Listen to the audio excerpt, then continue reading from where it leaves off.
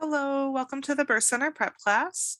This class is just going to discuss the logistics of birthing at a birth center. We'll start by talking about what we want you to bring with you. We want you to bring food and a lot of it. Think about food specific to labor. Um, in active labor, we want people eating, even though most people don't feel super excited about eating in active labor. So good food ideas for that time are things like applesauce, smoothies, yogurt, um, fresh fruit, maybe a banana, diced up melon, things like that.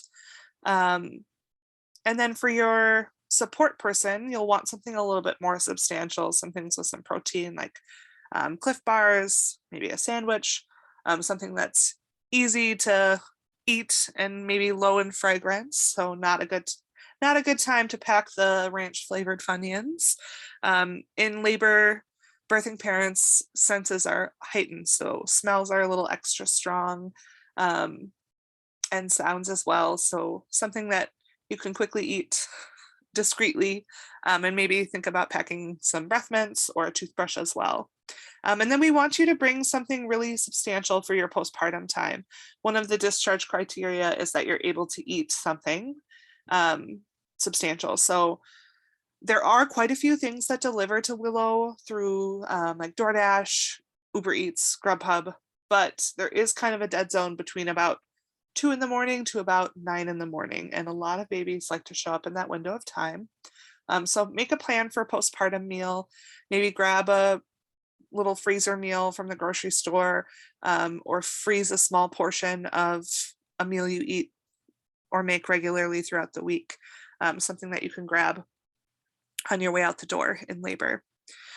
We want you to bring different beverages, for sure a water bottle, but think about some electrolyte enhanced fluids to put in that water bottle. So things like Gatorade, Recharge, Powerade, those emergency packets are great to add to water, or those Noon hydration tablets. Ideally something with calories. Juice is great. And then just having a couple different options, knowing that not everything is going to sound or taste great when you're in labor land. Definitely pack some chapstick. You're going to be doing lots of breathing, and that can dry your lips out quite a bit. So it's nice to have your favorite chapstick with you. And then something comfortable, mostly something comfortable to go home in. So something easy to put on, and not super constrictive. And then in labor, you can wear whatever you're comfortable in. A nightgown, a swimsuit top, and a skirt or a pair of shorts, sweatpants, and a comfy t-shirt. If you're planning a water birth, it's nice if your partner brings an extra set of dry clothes, just because in a water birth, everybody tends to get a little wet. So having dry clothes to change into can feel nice. Um, and then we're comfortable supporting you laboring in whatever you're comfortable wearing. So your own modesty is something we all consider. Most people do end up at some point in their labor getting totally nude, but not everybody. So just check in with your own modesty, and then really the priority is comfort. We want to make sure that you bring your car seat. Your car seat should be installed by 36 weeks, and you should know how to use it. We want to make sure that you know how to take it in and out of your car, and that you know how to put your baby in as well. And then something for your baby to go home in. Think about the weather, especially in the winter months, making sure that you bring like a fleece footed sleeper to put the baby in when they get in the car seat, and then several blankets to put on top of the baby, and a hat, of course. If you plan to bottle feed, please be prepared with your own formula and bottles, as Willow is unable to provide this for newborns. We'll talk about the different stages of labor and what to expect. In early labor, there's a very wide range of normal. Your waves or your contractions typically are coming very irregularly. So maybe for a couple of hours, they're every 7 minutes, and then they space out to every 15 minutes, and then they cluster back up to about 5 minutes, and then they space back out. That's totally normal. Typically, they're lasting anywhere from 15 seconds to 45 seconds. You can most often talk even during these waves, you notice them. They might slow your speech down, but you're coping typically pretty well during early labor. During early labor, what's happening in your body is that your cervix is softening. It's getting nice and malleable. It's moving forward. So typically your cervix is tucked back towards your tailbone. In labor, it moves and lines up with the birth canal. And then it thins out almost to the consistency of like saran wrap, and it begins to open in early labor. Your labor cocktail of hormones is starting to flow. So with this can come some big emotions, sometimes excited, sometimes nervous, anxious. Usually people get a good sense of energy at this time, but we really do encourage people to rest if possible during early labor, knowing that this can last for several hours and even several days on and off. So I always say in early labor, it's best to sort of deny it until it becomes undeniable. So do what you would normally be doing at that time. If it's your daytime, pursue your normal activities. If you think you could take a nap, it's a great idea to do so. If it's nighttime, please, please go to sleep. You will not sleep through your labor. You will wake up in active labor. Your body will wake you up. You're not going to wake up with a baby in your bed. So please sleep. And if you notice that you're really having a hard time going to sleep, let the midwife know. And we can talk about some over-the-counter things you can take to promote sleep, as well as some prescriptions we can write. We want people staying home in early labor, just because your labor is going to progress the best in this space, the space where you're most comfortable. The sounds, the smells, the scenery is all really familiar and really comforting at home. So we want people at home for early labor. We do want people to give a call if you think you're in early labor, just so that the midwife can get herself ready. There is nobody staffed at the birth center 24/7. So when you call and you're ready to come in, the midwife will also have to drive from wherever she lives or wherever she happens to be in that moment if she's not at home. And the same goes for our birth assistant as well. So we like a heads up, that way we can get ourselves moving towards the birth center and make a plan about checking in. Active labor is when we want families to join us at the birth center. During active labor, your waves or contractions are 5 minutes apart, lasting a full minute, and that pattern has been established for a full hour. That's the beginning of active labor. So typically we want people joining us at either 3 or 4-1-1, meaning that your contractions are either 3 or 4 minutes apart. They're lasting a full minute, and that pattern has been established for at least an hour. The midwife will make a plan with you considering where you live, what time of day it is, if it's rush hour traffic or if there's construction, something like that. Maybe you have a history of fast births, so this is going to look different for everyone. But generally, we want families joining us at 3 or 4-1-1. So 3 or 4 minutes apart, 1 minute long for a full hour. We want you communicating with the midwives before this point, but that's typically when the midwife will have you start heading to the birth center. In your body, what's happening is that your cervix is finishing effacing, so it's totally thinned out to that saran wrap consistency. Your cervix is opening from 6 to 8 centimeters, and that hormonal cocktail is really ramping up. Your baby is starting to rotate and descending deeper into your pelvis. We still want you to be eating light foods. If you feel like you could eat a whole meal, great, go for it. Most people don't, but it is important to kind of make sure every hour that you're taking a few bites of something. We want you drinking lots of water.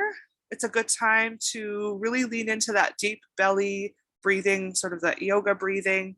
Try to let your whole body be nice and soft when your waves or your contractions are happening, and let your uterus be the only thing that's holding tension. Most people will develop some sort of a rhythm.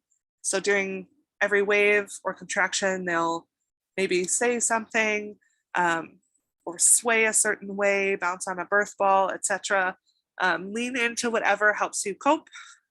Typically in active labor, your mood is a little bit more serious or inward. it's harder to cope with the contractions. You're usually not talking through them at this point. When they happen, you are stopping, and that's what you are focusing on. You may talk a little bit in between, but typically you're not really up for much chit chat. The next stage of labor would be transition. This lasts anywhere from 30 minutes to an hour. This is typically the most intense phase of people's labor. This is often when I hear people say things like, I can't do this anymore. Get me out of here. I've changed my mind. I want something different, etc. So support partners, this is the time where you're going to really need to lean into your motivational phrases, your physical comfort measures, all of that. Really check in with your birthing partner to see how you can best support them. Your waves or contractions are typically 2 or less minutes apart. They're lasting for a full minute, sometimes even a little bit longer. And in your body, what's happening is your cervix is totally opening up from 7 to 10 centimeters. Your baby is really engaging with your birth canal and your pelvis. Their head is starting to mold through that bony part of the pelvis. There's typically a big flood of endorphins to help prepare your body for pushing.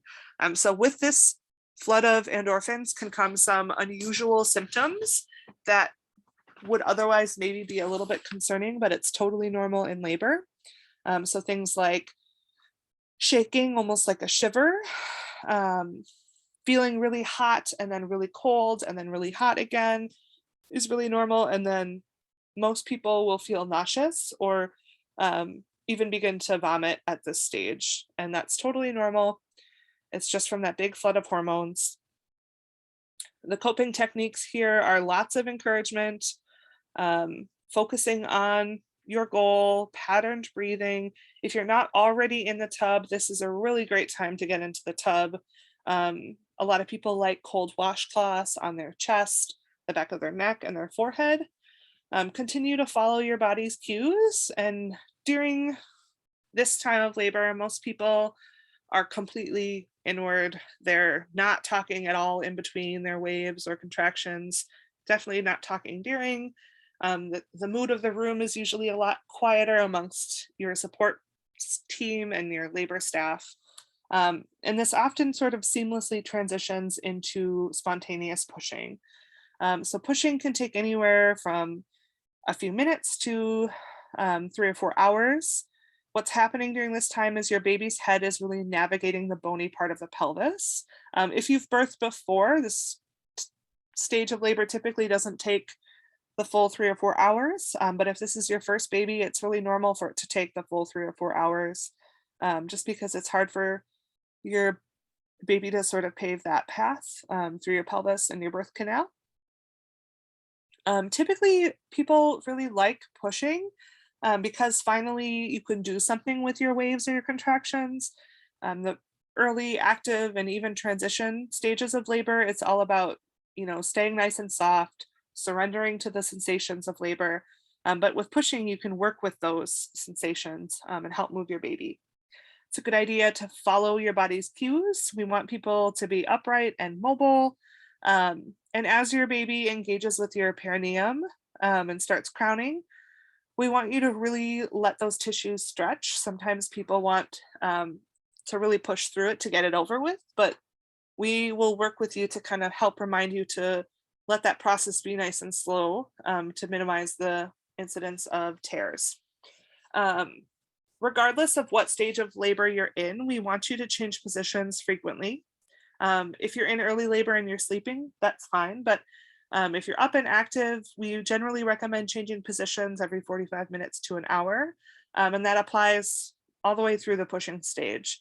Know that these position changes don't have to be super grand. I'm not talking about doing jumping jacks and now you're doing burpees, but you're on hands and knees, and maybe you decide to put one leg up and sort of be in a runner's lunge for a half an hour. And then the next half an hour, you put the other leg up. So you're in a sort of modified runner's lunge. Sitting on the toilet is a really great place to labor. I call it the dilation station. Your pelvic floor naturally releases there. You go there multiple times a day to let go. So your body sort of knows what to do on that space. And then think about sort of optimizing your body mechanics and your energy by using space around you. So instead of doing lunges across the floor, maybe utilize a sofa or the foot of the bed or an ottoman to help make that lunge a little bit more sustainable energetically. And then just know that every time you move from one stage of labor to the next, there's typically just that surge of intensity can be hard to cope with. So the first 30 to 45 minutes in that new stage of labor can be really challenging for people. So just, again, lean on your support people. Know that it takes your body about 30 to 45 minutes to catch up with the endorphins, your natural pain relievers. So give yourself that 30 to 45 minutes before you make any decisions about next steps. And then I always like to talk about between transition and pushing, sometimes people get a genuine chunk of rest, like 30 minutes or so, where contractions totally space out. A lot of times the birthing parents actually fall asleep and are full-blown snoring during this time. And it can be really confusing to partners who are like, wait a minute, I thought we were about to have a baby. And you are, but your body is really just kind of taking a power nap to gather up energy to do that really hard work of pushing. Talk about when to call the midwife. So we want you to call if you think you're in labor, even if you're not ready to come in. Again, it just helps us get a heads up and make sure that we have the staff there ready to greet you and the room all ready for you. We want you to call the midwife if your water breaks. Even if you're not having waves or contractions, we still want to know. And then if there's a big shift in your labor pattern, so if things really increase in intensity or in frequency, or if you're suddenly feeling pressure in a new space, we want to hear about that.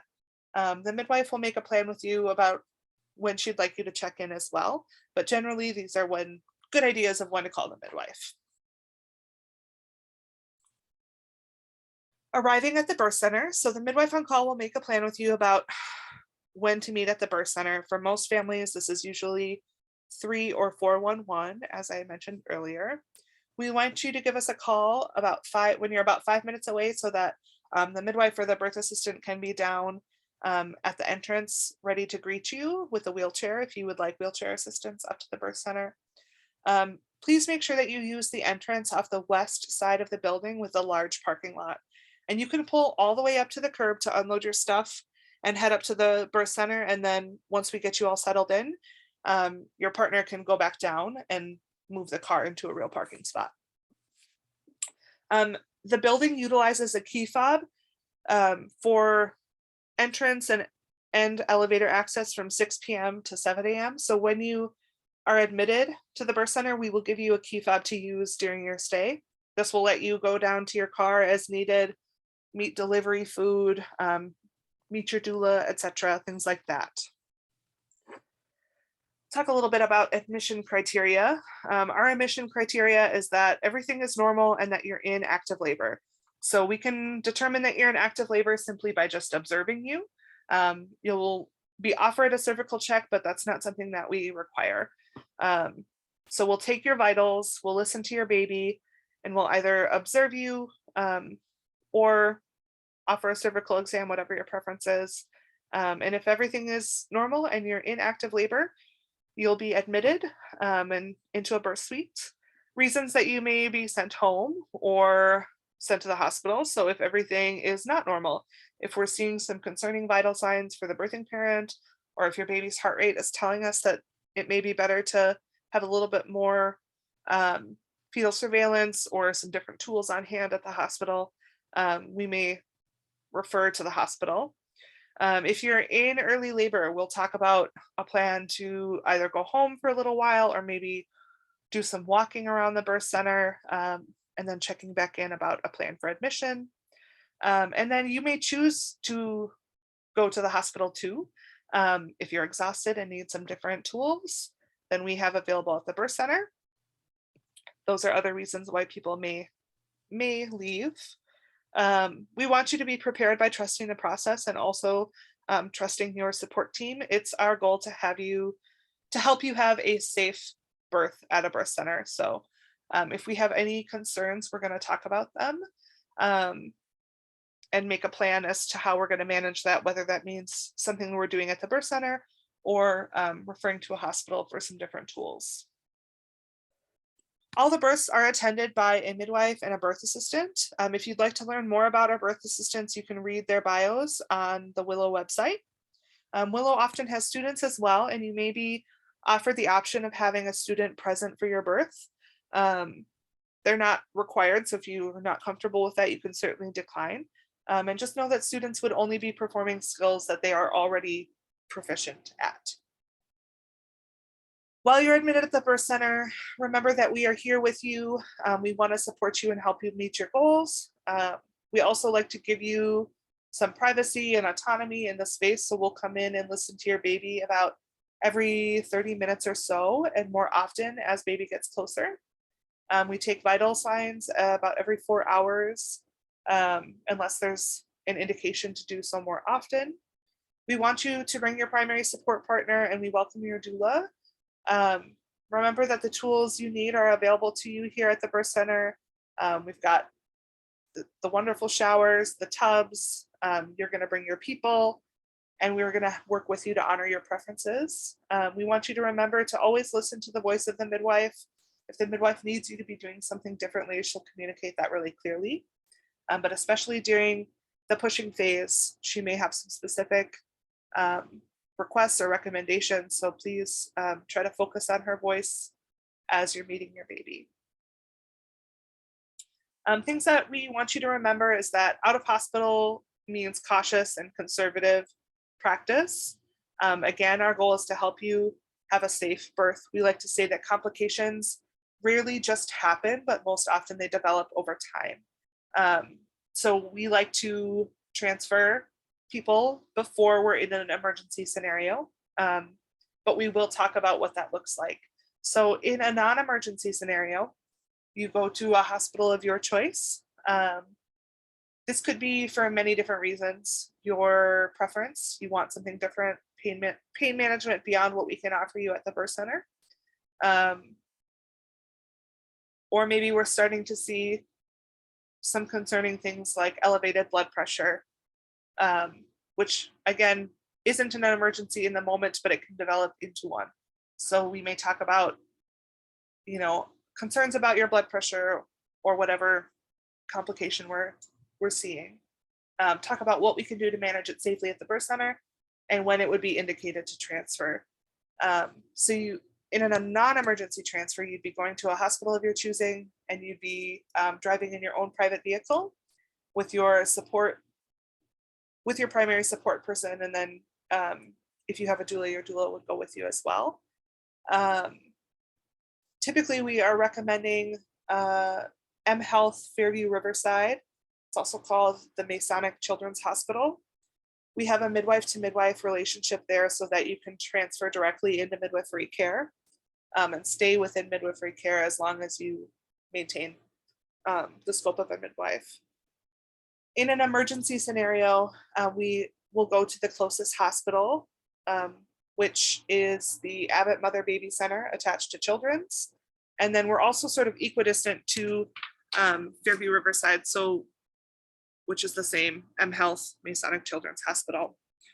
So we, depending on what the emergency is, we'll have the ambulance go to one of those two hospitals. In an emergency situation,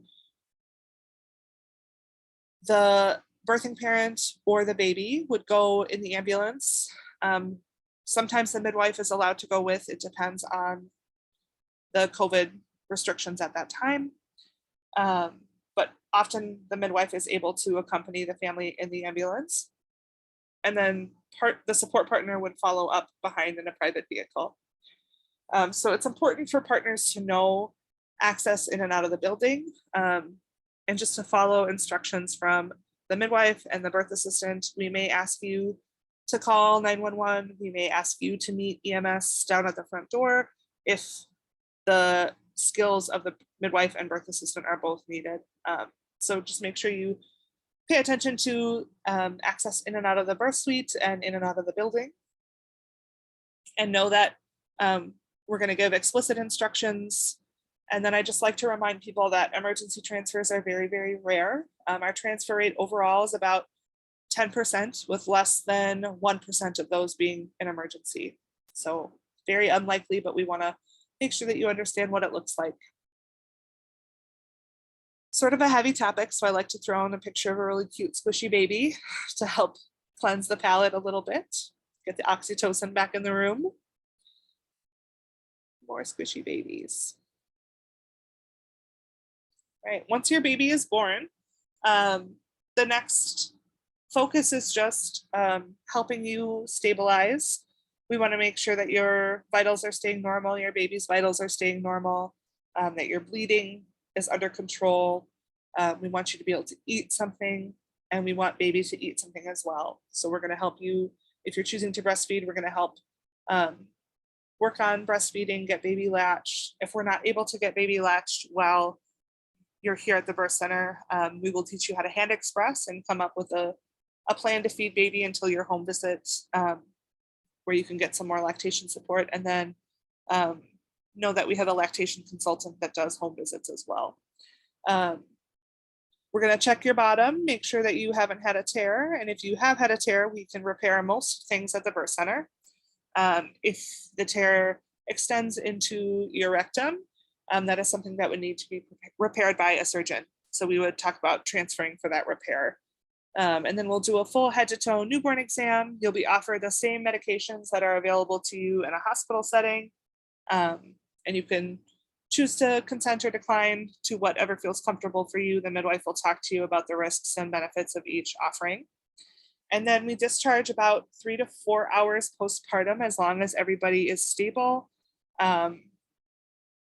We want you to go home so that you can sleep in your own bed, because your baby will take a bit of a power nap, a good 4+ hour stretch of sleep. It's a biological normal. Not every baby gives you that delicious nap, but if you're going to get it, we want to make sure that you're getting it in your own bed and you're not being interrupted every hour or so for vitals or things like that. And then we do have a heated garage under the building. So if it's really cold outside or it's raining or snowing, we may have you pull into the garage so that you can load your baby into the car at that moment versus putting your baby out into the harsh elements. We want you to remember to learn to use your car seat now. Ideally, it should be installed. You should know how to use it by 36 weeks. Practice using a stuffed animal, whatever you have on hand. Just make sure that you know the different, like how to adjust the straps, how to tighten the straps, where the chest clip should go, etc. The birth assistants and the midwives can help with these things, of course, but we really want to make sure that you're prepared for these things as well. Once we send you home, we'll talk about this at the birth center. We'll go over some detailed discharge instructions, but we are going to ask you to monitor yourself and your newborn at home. We'll have you taking your temperature and your baby's temperature every 4 to 6 hours. And when you do this, we also want you to look at your baby's breaths or respirations. We want you to count them for a full minute. Newborn breathing is very irregular, and that's normal. So if you were to count for 15 seconds, your baby may only take 2 or 3 breaths. And then in the next 15 seconds, they may take 15. So that's why we want you counting for a full minute. Your baby's breath should be between 40 and 70 per minute. And your baby's temperature should be between 97 and 100. So there's an app for you to track if you want, called Sprout. We also send you home with a paper tracking sheet for you to write things down, and then the home visitor will talk with you about your baby's vitals. If you're getting elevated breaths or elevated temps, or alternatively low breaths or low temperatures, we would want you to call the midwife on call and talk about a plan for your baby. And then we also want you to be aware of signs of respiratory distress in a newborn, which can look like blue tinged lips, blue around the mouth, blue around the chest. If it looks like your baby is really struggling to breathe, if the skin around your baby's ribs and collarbone is sort of tucking in and around those bones with every breath, those are called retractions. And if your baby's grunting or wheezing with every breath, we would want to hear from you. These are not things we anticipate to happen, but we want to make sure you know what respiratory distress can look like. And again, the midwife or the birth assistant will talk about this in more detail with you at discharge. A little bit about home visits. During the times of COVID, we're asking that all adults present wear a face covering for the duration of the home visit. We really want you to wait to have visitors until your home visit has been completed, unless of course they're present to supervise children in another part of the home, and understand that they should sort of avoid contact with our staff while we're there as much as possible. And then if you become aware that you or anyone in your home has been exposed to COVID-19 between the time of your birth and your home visit, call the midwife on call to discuss a plan. And then call the midwife on call as soon as possible prior to the home visit if you have specific concerns about this policy or you're unable to accommodate these requests. The home visit will take place between 24 and 48 hours. If you give birth at 2 in the morning, we're not going to come at 2 in the morning. We'll come closer to 9 a.m., something like that. The home visitor will reach out to you and coordinate a time. The home visitor is going to look at the vital signs of the birthing parent and of the baby. We're going to assess how feeding or breastfeeding is going. We want to make sure that your bleeding has stayed within the normal limits and that your bottom is healing really well. We want to make sure that your baby is making you plenty of diapers. We'll check in about how bowel movements and urinating is going for the birthing parent. And then we'll kind of just assess how things are going. Are you getting enough rest? Do you have enough support? How can we help you sort of navigate this postpartum time as optimally as possible? And then we'll complete the state mandated newborn screenings, the metabolic screening, the hearing screening, and the cardiac heart defect screening. And then we'll collect the birth certificate paperwork, and we'll file the birth certificate for you. Supplies for the home visit, or supplies to have on hand at home. Ibuprofen is something we highly recommend. Really heavy duty overnight maternity pads or Depends. It can be nice to have a couple of underpads, either disposable or reusable for your bed. The like puppy potty training pads work really great. It's normal for you to sort of leak as you roll around in bed out of your pad. And also as your colostrum transitions into mature breast milk, sometimes you can leak from your breast as well in the middle of the night. So having something beneath you when you're sleeping can help minimize your laundry. Alternatively, some people will make their bed in layers. So they'll put one set of sheets on and then put a mattress protector over those sheets and put another set of sheets on top, so that if something happens in the middle of the night, they can rip off the sheets and the mattress protector and crawl right back into bed. Having diapers and blankets, diapers and blankets for your baby. Padsicles are a really nice thing to make. So just taking a maternity pad and putting some witch hazel, aloe vera, some herbal sitz bath tea, whatever you have on hand at home, and freezing it. Can be nice to make an ice pack for your bottom. And then some people also like Tex pads if you're prone to hemorrhoids. Epsom salts are a really great thing to have on hand. We're going to want you to take a bath a couple times a day to soak your bottom, or use a sitz bath attachment on your toilet to soak your bottom. Stool softener, or something like Senecot, or utilizing something like liquid calcium magnesium to help promote some soft bowel movements for the first few days or weeks postpartum. And then think about creating a meal train. It's a website where you can sort of create a schedule for people to volunteer to bring you food. This could be food that they make at home or they pick up takeout from a nearby restaurant and drop it off. Um, so whether or not people in your life are skilled in the kitchen or enjoy cooking, it's still a great way for people to support you. They can sort of see your dietary preferences. You know, if you have allergies or foods that you just don't like, you can list them there. And you can also list like your favorites from nearby places for restaurants. We want you to really spend 2 weeks resting in bed, just getting up to take your sitz baths, to use the bathroom. Let other people wait on you as much as possible. I have a little soapbox here if you want it, and because we're not in person, I'm just going to go for it. 2 weeks, 2 weeks, 2 weeks, 2 weeks, 2 weeks. So if you have older children, you can meet the emotional needs of your children. You can provide snuggles, cuddles, hugs, things like that, but let other people tend to their physical needs. So diaper changes, bath time, bedtime, etc. We want you to really just focus on lying in bed, nap when your baby naps, fold laundry when your baby folds laundry, stay off your feet, and then just really focus on breastfeeding and healing.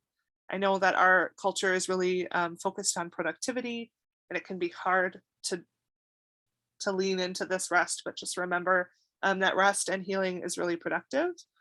And if you really invest in these first 2 weeks of rest, you're going to feel a whole lot better once you hit that 6-week postpartum mark than if you wear yourself too thin too quickly. Pay attention to your bleeding. Your bleeding is your body's way of telling you to slow down. So if your bleeding starts to pick up a whole lot, that is your body saying you're doing too much and you need to get back in that bed. Spend this time in your jammies in your bedroom. Assign your family jobs ahead of time. Who's going to do the laundry, the cooking, caring for the older children, etc. If you're going to have visitors, please make them earn their keep. Nobody gets to hold the baby unless they come bearing food or they do some sort of chore for you, whether that's taking out the garbage, walking the dog, loading the dishwasher, etc. Just something to help actually support you. Your job is to hold and feed your baby. We want families to choose a pediatrician before your baby arrives.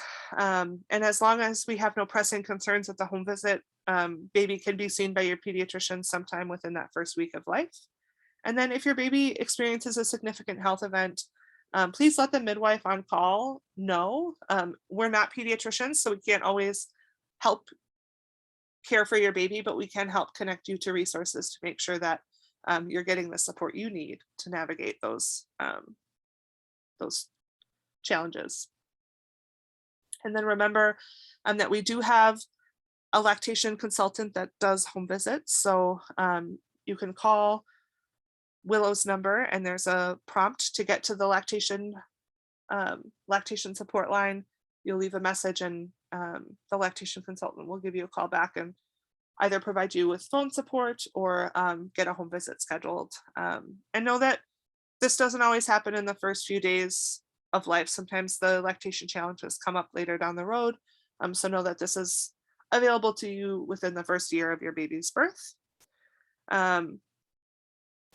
When you contact your baby's pediatrician for follow-up during the first week, your pediatrician will talk to you about circumcision.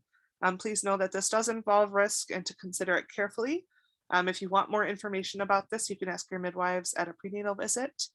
And your pediatrician will be assessing your baby's color for jaundice and will weigh your baby, kind of repeat that full head to toe newborn exam, and then talk about what immunizations would be offered to your baby beginning at about 8 weeks of life. And then know that Willow Cafe is being offered virtually for the time being. This is a weekly social lactation hour where our lactation consultant will offer sort of a guided group postpartum visit. People will share their lactation struggles and also their life hacks for navigating parenthood whether it's your first or your fifth baby. There's lots to benefit from just that social support. Um, you may have people in your life that have children or have babies that are 3, 4, 5 months old, but navigating life with a newborn is a very unique experience. So it can be really nice to help normalize what you're going through, and get some good support and some tips on breastfeeding, things like that. And then if Katie notices something that's going on that's outside the range of normal, she can refer you for an in-person postpartum visit with a midwife. We schedule people automatically for a 6-week postpartum visit. We try to do this with the midwife who is at your birth. If this is not the midwife you want to see to wrap up your care, just let us know and we're happy to reschedule that for you. And then know that we do offer annual well person visits, birth control consultations, whether you want a long acting contraceptive like an IUD or the Nexplanon implant, hormonal birth control pills, cervical caps, diaphragm fittings, natural family planning education, whatever it may be. And we could do most labs and treat some infections. And we can also do a lot of mood disorder management. So for postpartum mood disorders or just regular life mood disorders.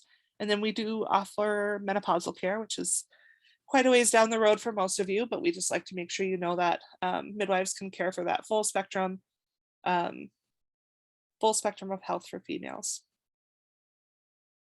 Some cute willow babies. And if you have any questions, you're welcome to respond to the message directly or to bring them to your next prenatal visit.